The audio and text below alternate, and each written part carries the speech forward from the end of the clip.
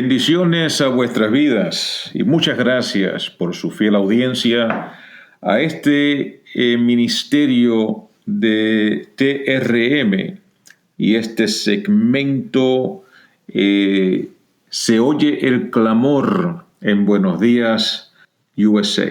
Queremos en esta hora continuar con nuestro enfoque profético de la palabra del Señor. Sabemos ya, aquellos que nos han venido siguiendo por algún tiempo, sabe que estamos siempre fundamentados sobre la profecía bíblica o la parábola profética de las 10 vírgenes, y hemos estado enfocando sobre la realidad que existe para los últimos días acerca de las vírgenes prudentes y las vírgenes insensatas. Para aquellos que quizás nos estén oyendo por primera vez, yo he venido reiterando todo este tiempo y he venido explicando que no hay posibilidades de poder convencer nunca a la persona que es insensata o al necio. Dice el necio en su corazón que no hay Dios.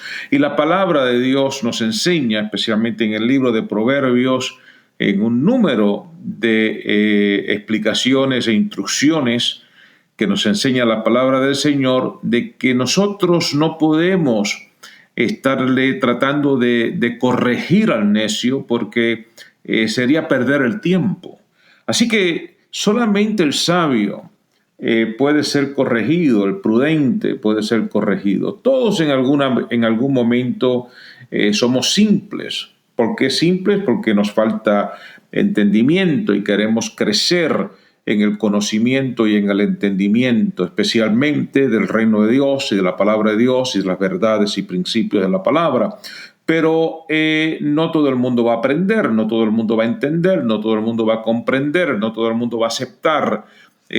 Los que aceptan, los que entienden, los que comprenden y los que corrigen sus malas maneras de pensar y su proceder y su conducta incorrecta y no se aferran a sus opiniones personales, sino que estudian y escudriñan las Escrituras para sacar de ellas las verdades que se encuentran en ellas y aplicarlas completamente a su vida.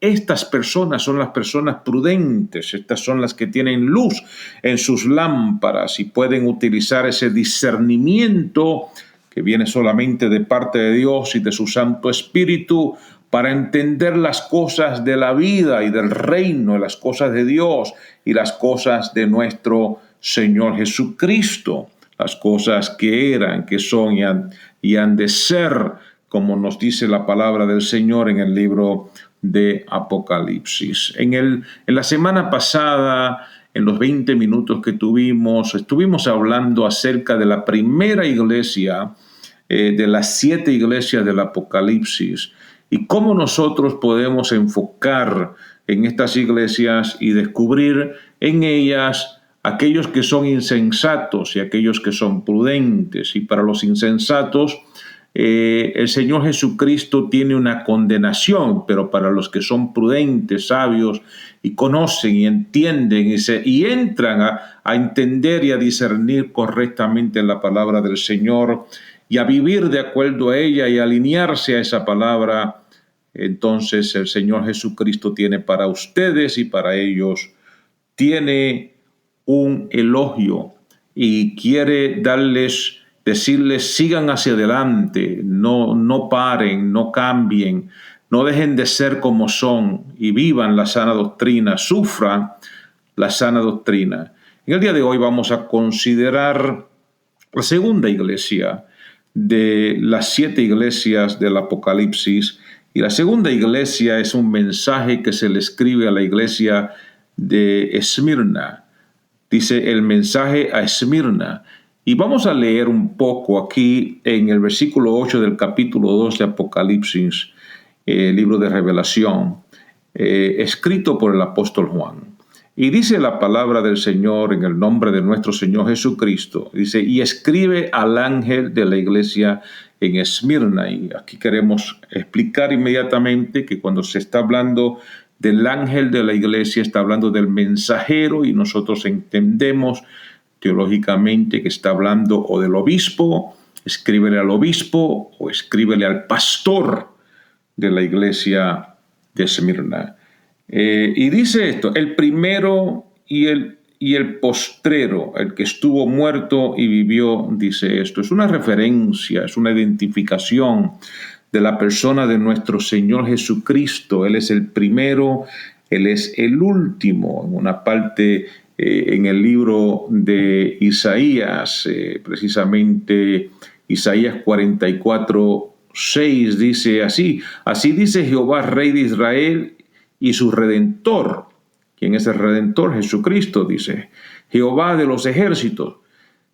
Yo soy el primero y yo soy el postrero, y fuera de mí no hay Dios. Así que ahí encontramos esa referencia en Isaías capítulo 44, y ahora encontramos a Jesucristo diciendo: y escribe al ángel de la iglesia en Esmirna, el primero y el postrero.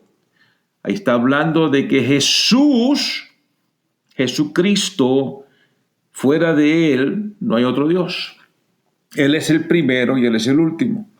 Eso es bien importante que lo entienda la iglesia, porque los prudentes, los sabios lo entienden, pero existe un elemento, un grupo dentro de la iglesia que quiere establecer una relación con Dios el Padre, pero cuando habla acerca de Jesucristo, lo ponen en otra plataforma, lo ponen en otro nivel, donde ellos alegan que Jesucristo no es el Dios creador de los cielos y de la tierra.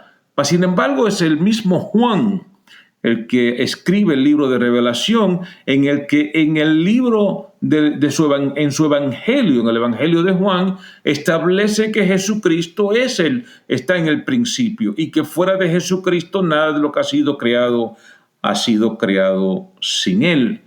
Cuando dice que estuvo muerto y vivió, está hablando de la muerte y crucifixión de nuestro Señor Jesucristo, y al mismo tiempo está hablando de la resurrección de nuestro Señor Jesucristo.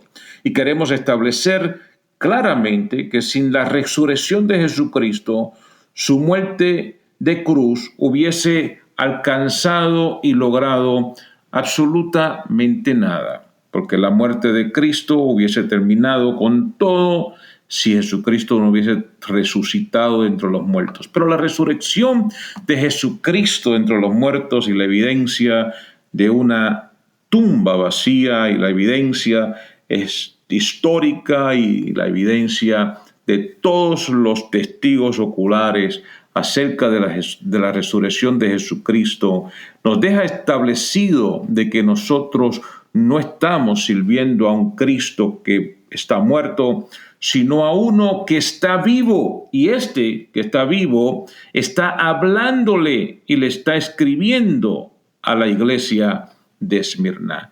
Él, en la iglesia, para que ustedes sepan, hay muchas personas que no entienden esta realidad y toman la iglesia simplemente como un centro social, un lugar, un club social donde la gente se reúne, y no le encuentran a la iglesia.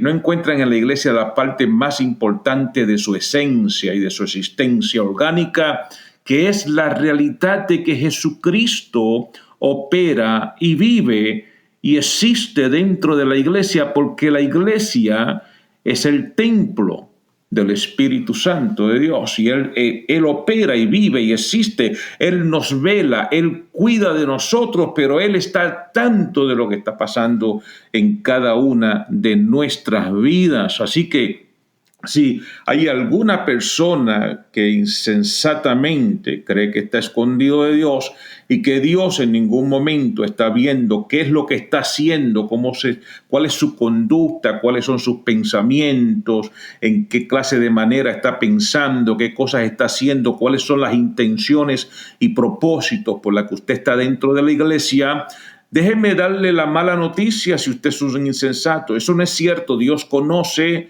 tu corazón, Él conoce tu mente, Él conoce tu caminar, Él conoce quién eres. Por esa razón, Él puede decirle a aquellos insensatos al tiempo final: apartaos de mí, hacedores de maldad, no os conozco. Y en este sentido está diciendo que no los conoce porque no tiene relación con ellos.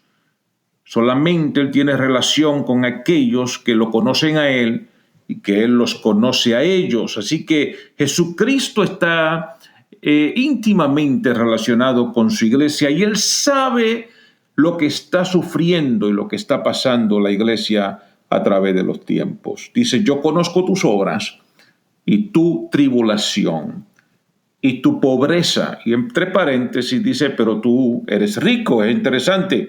Él conoce tu tribulación y conoce la pobreza, y aquí estás hablando de una pobreza económica, donde estas personas están pasando momentos muy difíciles en sus vidas porque no tienen las facilidades que tienen otras personas en el mundo. Pero Jesucristo les dice algo interesante. Les dice: pero ustedes son ricos. Más tarde, cuando hablemos de la iglesia de la Odisea, la última de las 7 iglesias, aquella iglesia que se jacta de ser rica, el Señor le dice que son pobres. Es decir, el Señor ve la realidad, y la realidad de la persona es que eres rico o pobre de acuerdo a tu condición espiritual, tu posición y tu estatus dentro del reino de Dios. Así que dentro del reino de Dios, la iglesia de Esmirna, que en su estatus social aquí económico sobre la tierra es una de pobreza, en el estatus del reino ellos son actualmente ricos. Y esto es un mensaje maravilloso para aquellos que muchas veces dicen: soy pobre, no tengo nada. Pero yo le voy a decir a usted que si usted tiene a Cristo y usted tiene la palabra de Dios y usted está viviendo y se alinea con esa palabra y usted está confiando y usted pasa por el sufrimiento, la fidelidad, y usted se aferra a la esperanza, que es el mensaje básico y céntrico de esta carta escrita a la iglesia de Esmirna, si usted está haciendo eso, el Señor lo considera a usted rico en gran manera. Oiga lo que sigue diciendo. Dice: conozco tus obras y tu tribulación y tu pobreza, pero tú eres rico. Y la blasfemia de los que se dicen ser judíos y no lo son, sino sinagoga de Satanás. Es interesante aquí porque la palabra del Señor nos habla acerca del pueblo de Dios, los judíos, y este pueblo escogido por Dios, sacado de Egipto, guiado a través del desierto por Dios, y a través de toda la historia nos está hablando acerca de que este es un pueblo de Dios. Sin embargo, en este momento dice que esta blasfemia, hay una blasfemia de alguien que reclama ser judío, pero no lo son en esencia no lo son. ¿Por qué? Porque su mente, su vida está verdaderamente para adorar no a Dios, sino a Satanás, para adorar al mundo, para adorar las riquezas, para adorar el pecado. Y en este tiempo, en el contexto en que se le escribe a la iglesia de Esmirna, había una adoración específica que se pedía, y era la adoración al emperador romano. Así que tengamos esto en mente. Jesús los llama sinagoga de Satanás. La sinagoga, que en un tiempo Jesucristo vino y azotó a los que estaban en aquella sinagoga, los echó fuera, a los cambistas, a los que estaban haciendo un negocio de la sinagoga, los echó fuera, los azotó y le dice: mi casa, casa de oración será llamada. En este caso, esta casa que se considera una sinagoga, ahora él los llama sinagoga de Satanás. ¿Por qué? Porque se está dando loor, adoración y servicio a Satanás y su manera de pensar. Y estas personas que están en la iglesia de Esmirna habían resistido a estos judíos que alegaban serlo y no lo eran. Dice: no temas en nada de lo que vas a padecer. Una de las armas poderosas que tiene Satanás contra la iglesia es tratar de quitar la fe por medio del temor. El temor es todo lo contrario a la fe. La fe es confianza, y la fe es esperanza, y la fe es estar firme en medio de cualquier situación, de cualquier batalla, de cualquier tribulación. Pero si la persona quiere quitarte esa fe y quiere reemplazarla con temor, el temor puede paralizarte y puede hacer de ti un creyente fatuo, un creyente titubeante, un creyente que no eres creyente nada más que de nombre. Pero el que tiene fe, que tiene esa fe que es la sustancia y la demostración de la que hemos venido hablando anteriormente, entonces esta persona tiene que ser una persona sin temor. El reino de los cielos se hace fuerte y solamente los valientes lo arrebatan. Y eso es lo que está diciendo nuestro Señor Jesucristo cuando le dice a esta iglesia, no temas. Pero mira lo que dice, no temas lo que vas a padecer. Y esto es bien importante porque muchas personas siempre están orando y estamos orando, todos oramos, para que el Señor nos libre de la prueba y nos libre del sufrimiento y nos libre del padecimiento como creyentes, mas sin embargo, aquí lo que el Señor dice es que tengas fe en medio de tu prueba. La prueba que se le dio a Job, por ejemplo, es una prueba donde Dios quería probarle a Satanás quién era Job. Muchas veces nosotros decimos la prueba de Job, como si estuviéramos probando a Job, pero es probándole a Satanás que Job era un hombre justo sobre todas las cosas. Y cuando Satanás pide probar y zarandear el alma de Pedro, Jesucristo se lo deja saber. Le dice, el diablo ha pedido zarandear tu alma, pero no temas, porque yo he orado para que tu fe no falte. Así que estamos hablando de que tu fe es la que Dios te va a dar, el poder de tu fe es lo que Dios te va a dar en medio del sufrimiento, en medio del padecimiento, en medio de la tribulación y en medio de la prueba. Muchos de los insensatos no entienden esto y los insensatos lo que hacen es que no buscan a Dios. Por ejemplo, una jovencita me decía, yo no puedo orar, pastor. Y yo digo, ¿por qué no puedes orar? Porque siempre que estoy orando y buscando a Dios, comienzan a sucederme cosas, me llegan temores, las cosas me van de mal en peor, pero cuando dejo de orar todo se arregla. Entonces quiere decir que Satanás sabe que ella tiene un gran temor y que ella no está dispuesta a pagar el precio. Y al que no está dispuesto a pagar ese precio, entonces Satanás lo tiene controlado. Otra familia, un hombre que yo lo consideraba un hombre de mucho honor, muy respetable, pero cada vez que le predicaba el evangelio no quería oír la palabra del Señor. Un día le pregunté por qué y me confesó sencillamente, es que no puedo porque cuando yo serví a Cristo por un tiempo, todas las cosas me fueron de mal en peor y yo preferí dejar a Cristo para que todo se arreglara en mi vida. Así que las personas por medio del temor y por causa del temor terminan entregándose a Satanás y olvidándose de la obediencia al Señor. Pero el Señor te dice, no temas en nada de lo que vas a padecer. He aquí el diablo echará a alguno de vosotros en la cárcel para que seáis probados y tendréis tribulación por 10 días.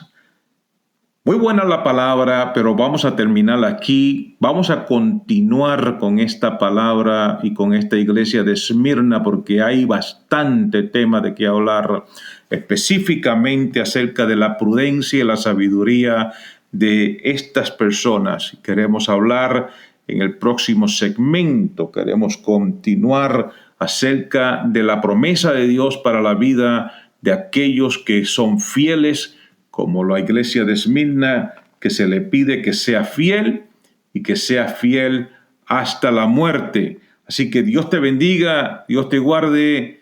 Yo soy el pastor Edwin Malabé.